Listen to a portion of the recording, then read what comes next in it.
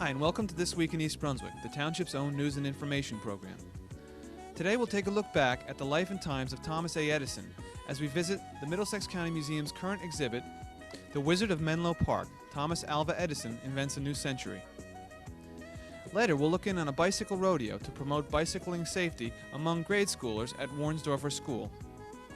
Our regular features will include fashion focus from Mary Louise Cooper on personalizing your wardrobe, health facts with optometrist Dr. Stephen Silberberg on the danger of extended wear lenses, consumer aware with Halloween safety information from Adrian Eisner, and our Township Council review. First, here's what's on Channel 8 next week. Monday at 10 a.m., Lenore Kulik offers a light workout on Look Great, Feel Great. At 10:30, Target with Paula Durant targets the East Brunswick Youth Services Commission with guest Edith Gutman. Monday night, Election Eve, Channel 8 brings you a recap of all our pre-election programming, including profiles of all 6 candidates, 15-minute interviews conducted by Ken Shalhoub, these beginning at 7 p.m., followed by the Candidates Forum at 8:30, where the candidates discuss the issues. And watch Tuesday night as Channel 8 will once again bring you the election results first, as soon as they're available. Our regular Tuesday programs begin at 7 p.m. with In Print from the Beverly Hills Library System. At 7:30 on Let's Talk Health, Ken Shalhoub discusses dental implantology with Dr. Gary Dornfeld, followed at 8 by You and Your Money with Paul Hansen on the topic of variable whole life insurance. Wednesday afternoon at 3, it's Stories from the Library read by East Brunswick librarians, and Wednesday night at 7:30, Spotlight on Education with Dr. Joseph Sweeney looks into the high school's marching band program. And watch for us next Thursday at 7 and 8 when we'll be back with more township news and information on This Week in East Brunswick. Now let's visit Thomas Alva Edison Invents a New Century, a new exhibit at the Middlesex County Museum. Hello, I'm Pat Hill-Cresson, the Historic Site Supervisor at the Cornelius Lau House, Middlesex County Museum. And we'd like to welcome you to the museum. We have a new exhibit here, The Wizard of Menlo Park, Thomas Alva Edison Invents a New Century. And I'm sitting in the entranceway of the museum. We have a recreation of his early Menlo Park laboratory in Middlesex County. And that's one of the reasons that we're very interested in this particular show, because it does focus on Middlesex County and how Edison contributed to our local history. Behind me you see a mural which shows the Menlo Park lab. Edison is seated in the center with a scarf around his neck, and I'm sitting at one of the Edison laboratory tables. There are some authentic lab bottles here on the table. Thomas Edison came here in around 1876 after moving from Newark, where he had done previous work, and he was here for around a decade, invented the phonograph and worked on the light. And we'd like to take you on an exhibit throughout the rooms which chronologically show you how his work evolved and how he contributed to American mass culture. The first room here is music machines. We see several different models of Edison's phonograph, of course his famous tinfoil phonograph of 1878, which recorded sound vibrations on tinfoil.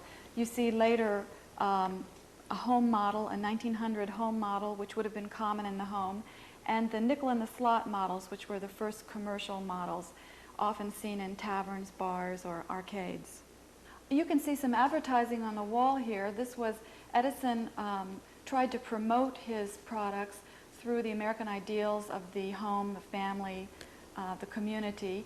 You see some portraits of families centered around their Edison phonograph, almost as if it were a member of the family. This now leads us into the second room, the New Century. In this room, we start to see Edison targeting different groups. In the corner is a model of the early school phonograph, which was used to teach elocution and different types of lessons, languages. In the other corner, you see the Army-Navy model, which was developed at the beginning of World War I, and which did not last very long. Supposedly, it was popular with the New Jersey units. There are some of the standard models in the center, the Triumph, which was a $50 model in 1901. In the corner, you notice some of his disc phonographs, which came around 1913. This is a recreation of an Edison room, which would have been the corner in a store, and storekeepers would set aside an area where potential customers could listen to different recordings, have a cup of tea, and sometimes hear recreations. This was when original artists would play against the recording itself, and the owner would challenge them to determine which was which. That brings us into the reproduction of an Edison phonograph store. Edison was really a genius at advertising, and you can see some of the results of that in this reproduction store. In one corner you see a model, a cylinder phonograph model, which was donated to the Middlesex County Cultural and Heritage Commission along with 300 cylinders with quite an eclectic collection of music. These stores had certain standards by which they operated, and they sold only Edison equipment and Edison phonographs, and store owners kept to certain standards in operating their stores. On the wall you notice some various photographs of old phonograph stores. On this far wall down here you see an interesting advertisement called "Get Thin to Music." This, I guess you could say, was the forerunner to Jane Fonda's workouts, and that was an advertisement by the competition. So the advertising techniques were quite sophisticated at this time. In this first half of the exhibit, we have focused on the phonograph and Edison's early inventions in that area. In the second half of the tour, we'll be looking at the early inventions in the motion picture. The museum is open Tuesday through Sunday. The hours are 1 to 4. Our exhibit opens October 26th and will run through April 24th. We're closed on holidays. We have special tour groups planned as well as workshops for school children, and those can be scheduled by calling the Cultural and Heritage Commission. Thank you. Tuesday, a bicycle rodeo was held at the Warnsdorfer School. What's a bicycle rodeo? Mario Bavacqua, a teacher at Warnsdorfer, explains. Okay, what we're doing today basically is this is our second annual bicycle rodeo at Warnsdorfer School for the 5th grade program.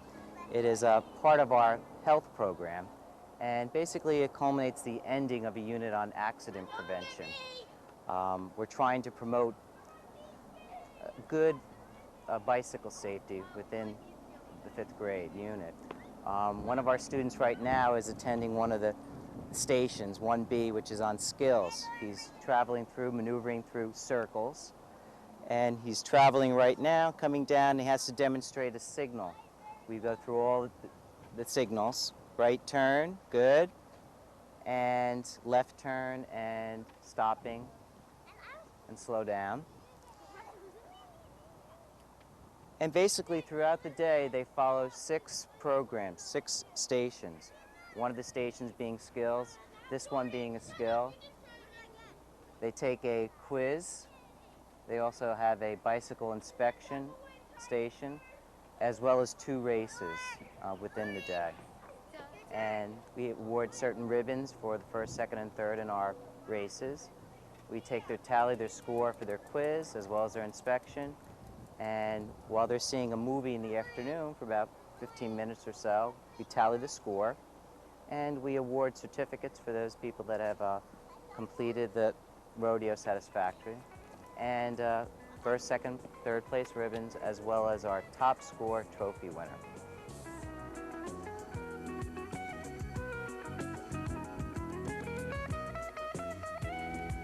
Hi, I'm Mary Louise Cooper, custom clothing designer, and I'm here to welcome you to Fashion Focus.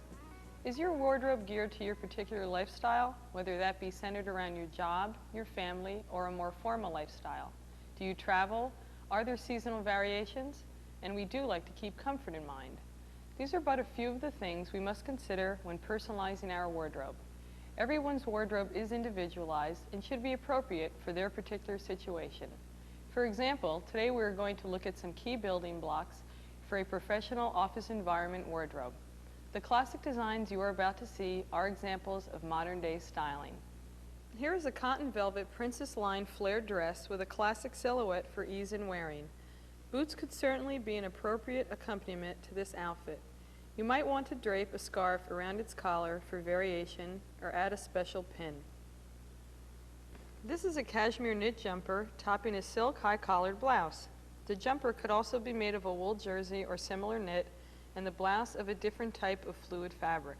Change in silhouette could be achieved by belting the jumper with leather or with a scarf to coordinate color. Both are very versatile pieces. This is the classic suit which many women admire for good looks and comfort. Its fabric is wool boucle, topping a silk jacquard blouse. Not a wrinkle will ever show, and the pieces can take you very far. The jacket would look perfect with a pair of black slacks for those colder days, and the addition of a white blouse might lift your spirits on a gloomy day. A suit with this silhouette never goes out of style. All of the garments you have just seen would fare well into an evening dinner or event. You can see that your selection is quite limitless, and therefore you must select what is most appropriate for your particular situation. Until our next issue of Fashion Focus, this is Mary Louise Cooper saying goodbye. And now for Health Facts with Dr. Steven Silberberg. Dr. Silberberg has practiced optometry for 7 years and is currently practicing with eye exam in the eye lab in East Brunswick. Okay, extended wear lenses have been on the market for about 5.5 years. Recently, over the last year or two, I would say, there's been more and more controversy as to their safety and their effectiveness. Simply, extended wear lenses are lenses that have been designed to transmit more oxygen to the eye than the conventional daily wear lenses. This is done in one of two ways. Either the lens is made thinner or the lens is made of more water. Both of these designs allow more oxygen to pass to the eye. Now, where do they lie in the marketplace at this time? Are they safe? Should they be used at all? Complications have been reported of serious eye infections, red eyes, frequent lens replacements, and most seriously something called a corneal ulcer, which can lead to loss of vision. As we've been using extended wear lenses, we are tending to becoming more conservative with them. They do have their place, they do transmit more oxygen, they should be handled a little bit more conservatively today. Most of the problems with extended wear lenses occur because of patient non-compliance. That means the person is either wearing lenses too long, they're wearing soiled lenses, they're wearing lenses that are old, they're wearing lenses that are ripped, lenses that will damage an eye if worn for an extended wear basis, but not for a daily wear basis. If you think of an extended wear lens as just about the best daily wear lens that you can have, that also offers you the limited ability to sleep with it, that's where it lies in the present technology as far as I'm concerned and most of my colleagues. That means sleeping with it for 1, maybe 2 nights at a time, outside perhaps a week, but mostly a 1, 2, 3 night schedule seems to be the safest and just about has the same statistical chances of causing a problem as a regular daily wear lens. Improvements are being made, they will get better. Cleaning methods are being developed to be used directly in the eye so the lenses can be cleaned in the eye. Materials are becoming much more oxygen permeable. If I wore extended wear lenses, and I don't simply because I have good eyes and all psychiatrists aren't crazy, I would say I would wear them as a daily wear lens with the notion that if I came home on a Saturday night and I wanted to go to sleep, I could with the knowledge that my lenses would be safe. Conservatism, wear them as you should. Any problems, any red eyes, any irritation, immediately take out those lenses, call your eye practitioner, whether it be an optometrist or ophthalmologist, and get in to see him as soon as possible. This has been Dr. Steve Silberberg for Health Facts in East Brunswick.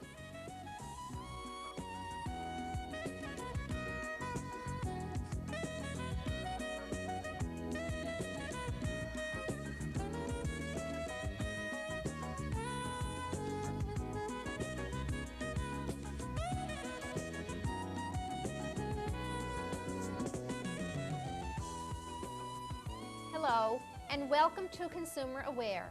I'm Adrienne Eisner, Director of the East Brunswick Consumer Affairs Office. It's trick-or-treat time again, but before you send your ghosts and goblins out in the neighborhood for some fun, please make sure that you take the time to go over some important Halloween safety tips.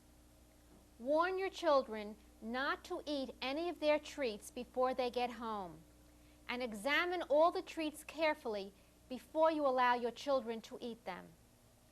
Flimsy materials and outfits with big baggy sleeves or billowing skirts should be avoided to minimize the risk of contact with candles or other sources of ignition. Make or buy costumes light and bright enough to be clearly visible to motorists. For greater visibility in dusk or darkness, costumes can be decorated or trimmed with reflective tape, which will glow in the beam of a car's headlights. Reflective tape is usually available in hardware, bicycle, and sporting goods stores. Children should also carry flashlights to see and be seen more easily.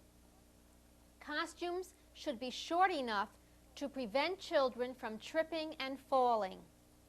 Mothers' high heels are not a good idea for safe walking. Hats and scarves should be tied securely to prevent them from slipping over children's eyes. Apply a natural mask of cosmetics rather than have a child wear a loose-fitting mask which might restrict breathing or obscure vision. If a mask is used, make sure it fits securely and has eye holes large enough to allow full vision. Smaller children should always be accompanied by an older responsible child or by an adult. And children should be cautioned against running out from between parked cars or across lawns and yards where ornaments or furniture can present dangers. Children should go only to homes where residents have outside lights on as a sign of welcome. They should not enter homes or apartments unless they are accompanied by an adult. Please make sure that you take the time to go over these important safety precautions with your children. Hope they all have a safe and happy Halloween. Thank you for joining me on Consumer Aware. Hope I'll see you again next week. For any consumer-related problems, please call us at the East Brunswick Consumer Affairs Office. The telephone number is 390-6954. We're in the office Monday through Friday from 9 a.m. until 5 p.m. Despite the final game of the World Series, the Township Council met Monday night. All but one of the ordinances requiring a public hearing were passed. These included one which allows the East Brunswick Association for Brain-Injured Children to lease the Daisy Recreation Center from the township. Another will permit refunding of a bond issue and will save taxpayers $129,000. Daily storage charges for passenger vehicles in the township were increased from $7 to $10, allowing for a 24-hour grace period. Salaries and compensation for several ranks of uniformed public service employees were authorized, as was the establishment of an irrevocable trust providing for deferred compensation for township employees. The trust will be part of an excess benefit plan which is designed to limit the township's liability in the area of paid sick leave. The one ordinance tabled dealt with parking on Quincy Road near Central School. Several residents in Lieutenant York addressed the council, and it was decided to table the issue for a future agenda session. All resolutions on the consent agenda were passed, including concept approval for Oak Park's use as a nature education area by Hammarskjöld. Appointed to the Long Range Finance Budget Committee were Raymond Deaver, Harvey Feldman, and Michael Baker. On first reading, an ordinance was passed which changes the zoning of an area north of Stratford Road from a planned industrial park district to a single-family residence district. Also, Township Clerk Betty Kiss read a proclamation of thanks from the Board of Education to the Council for its gift of lights for the high school football field. That's all for this week. Next week, join us for more of the Lau House exhibit and a look at the crop walk in East Brunswick. Thanks for watching.